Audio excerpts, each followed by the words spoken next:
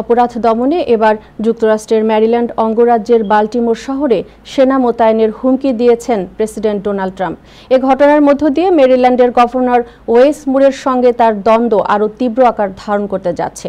এমন একটি সময় ট্রাম্প সেনা মোতায়েনের এই হুমকি দিলেন, যার কয়েকদিন আগে তাকে বাল্টিমোরে সেফটি ওয়াক বা নিরাপত্তা পদযাত্রায় অংশ নেওয়ার জন্য আমন্ত্রণ জানিয়েছিলেন মেরিল্যান্ডের ডেমোক্র্যাট গভর্নর মুর।